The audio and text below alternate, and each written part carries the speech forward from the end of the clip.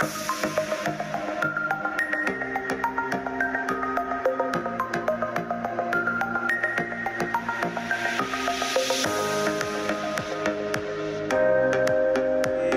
this week, assessing the opening of schools throughout KwaZulu-Natal. And as I'm here, part of the legislature, the members of the legislature are also in other districts assessing the opening, especially to ensure that we check the state of readiness. The state of readiness insofar as opening, but opening following the regulations. We can confirm that almost all districts are now opened, schools are opened, and they are functioning.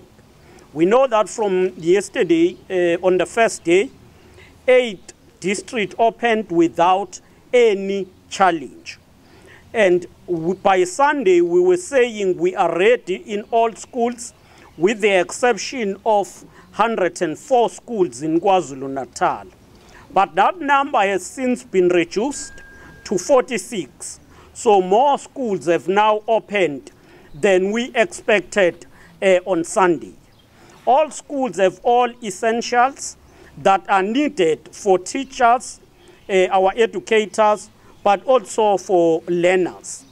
We are mindful of the fact that districts that have schools that are not opened, the 46 schools, are affected especially by lack of water provision and ablution facilities.